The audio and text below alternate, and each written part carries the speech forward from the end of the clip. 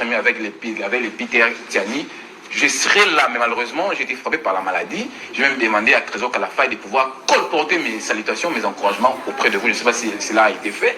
Je vous ai soutenu de loin, mais seulement il faut aussi rectifier les tirs.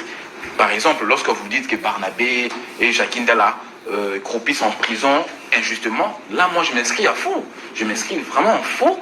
Je me dis, Barnabé... C'est pas l'émission oui, non, c'est juste en 30 secondes. Merci Barnabé beaucoup. et Jacqueline Dalla, tous, nous avons suivi le feu l'air reproché par la justice. Merci. Ce sont des citoyens qui ne sont pas exonérés par la loi. Ils ont commis des infractions de droit commun qui sont punissables par le code pénal. Donc nous voulons tous bâtir... Ça n'a rien de la politique. Ça n'a rien à voir en politique. Très bien. Et je voudrais ici renchérir que dans le régime de Félix Tshisekedi, il n'y a aucun prisonnier politique. Mais où en êtes-vous avec le dossier Augustin Kabouya?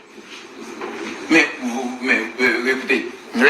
vous avez vu comment son plaignant qui Oui. est allé porter plainte à la 4e rue. Et nous avons... J'ai dit où en sommes-nous avec le Je dossier? réponds à votre question. Oui, allez-y, tu m'en fais. Le CG avait répondu en bonne et due forme à l'invitation. La suite. Oui, nous l'avons accompagné à la 4e rue. Il a été reçu par le magistrat instructeur et il a présenté ses moyens de défense. Il a été relaxé. Il n'a jamais eu un dossier contre lui. Merci. Donc, le magistrat a apprécié la plainte et Augustin Kabouya s'est défendu normalement, convenablement. Et Merci. Il n'y avait plus de plainte. Emmanuel Chibambe, un communicateur parmi les meilleurs de l'IDPS. Merci beaucoup.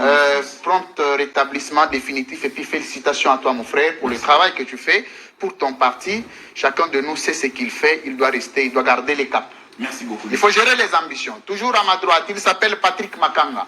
Un jeune aussi talentueux de l'Union Sacrée communicateur. Bonjour et bienvenue. Lui, il est de Bahati Lukwebo AFDC. Bonjour et bienvenue Patrick Makanga. On m'a dit que tu es devenu coup sur coup aussi. Bonjour, cher France. Donc, je suis d'abord très content. Et Merci. Je suis très heureux de répondre à votre invitation. Et puis, entouré des gens avec qui nous avons toujours longtemps débattu, donc différents plateaux de télé. Je les salue en passant.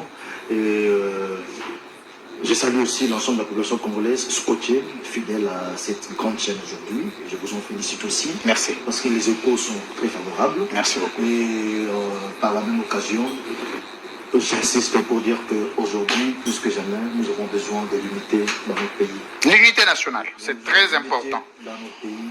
Le président l'a même dit qu'au-delà de tout, nous devons payer à n'importe quel prix pour obtenir cette unité nationale. Et c'est très important. Nous avons besoin de tous les Congolais, de tous bords, opposition, pouvoir, pour que tous ensemble puissions relever les défis de notre pays. Merci. Nous devons savoir que dans cette quête de l'unité, il y a entre autres aussi, ça passe aussi par le respect des institutions de la République. Nous ne devons pas nous Faire des institutions de la République des histoires à insulter. Mais les institutions doivent s'assumer aussi. Et d'ailleurs, cela aussi passe, c'est aussi preuve d'une communication, Très bien. civique et morale surtout. Merci beaucoup Patrick Makanga. L'émission n'a pas encore commencé. Merci beaucoup. Je sais que tu as des choses à dire. Félix Kayembe, il est avec nous, un homme très intelligent. Le plateau d'aujourd'hui a été aussi choisi sur base des critères. Un jeune très talentueux, cohérent avec lui-même. Il est au sein de l'UDPS. C'est ce genre de jeunes qu'il faut encourager. Quand vous voyez l'UDPS, vous voyez Félix Kayembe, vous voyez Emmanuel Chibambe. Et quand vous voyez le AFDC, vous voyez Chris Mukendi, vous voyez Patrick Makanga. Mais c'est des jeunes parfois que les leaders ne privilégient pas, alors que c'est vous qui incarnez les partis. Je n'ai jamais vu Augustin Kabouya dans un débat. Bonjour et bienvenue Félix Kayembe. Bonjour, cher Louis-France. Merci beaucoup pour l'invitation. C'est pour moi l'occasion de saluer tous mes compatriotes qui sont avec nous autour de ces grands plateaux que nous avions toujours enviés depuis l'aube des temps. Mais pourquoi on dit qu'à l'IDPS, il n'y a pas des hommes intelligents? Or, moi je connais, les rares que je connais, tu prends Emmanuel, tu prends Félix Kayembe, c'est des hommes intelligents. Peut-être que parmi vous, il y a aussi... vous recrutez beaucoup de communicateurs qui vous font défaut. Il y a une très mauvaise campagne qui est faite par rapport à l'IDPS. Très bien. Les gens croient comme si à l'IDPS, il y a de n'importe quoi, pourtant il y a l'intelligentsia. Et donc, nous n'allons pas parler des intelligences de l'IDPS qui ont déjà démontré... Et prouver de quoi capable. Sur la place publique. Très bien. Je disais merci beaucoup pour cette invitation. Je m'en souviens quand j'étais en face de vous pour les débats, mais c'est vous qui nous poserez des questions aujourd'hui. Et donc, c'est le contraire maintenant. C'est le contraire, je suis très content et très heureux. Merci et beaucoup. félicitations pour tout ce que vous faites. Merci beaucoup. J'ai une habitude aujourd'hui de ne pas tenir une émission sans jeter un coup d'œil aux combattants de ces combattants de l'IDPS. Parce que ces gens ont tellement beaucoup donné à la République. Non, donnez d'abord à l'UDPS. Non, non, ils ne sont pas abandonnés. D'abord à l'UDPS. Ils ne sont pas abandonnés. Attendez Félix Kayembe, je veux, quand nous lançons des cris d'alarme, que ça aille dans un objectif précis. Ces jeunes-là ont donné de la vie, de l'énergie, de leur temps, mais c'est comme s'ils sont payés en monnaie de singe. Il faut que les autorités du parti revoient ça. Il faut condamner ce genre de pratiques. Ils ne sont pas payés en monnaie de singe parce qu'il faut dire qu'il y a d'autres personnes qui se sont déjà retrouvées dans la vie active. Ça, il faut le dire.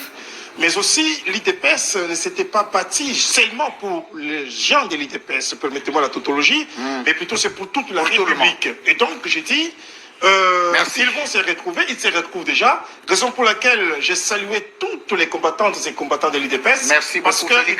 L'émission n'a pas encore commencé. Merci. Je vais lire l'article 77 de la Constitution qui constitue un fondement légal pour le message ou l'adresse du chef de l'État à la nation.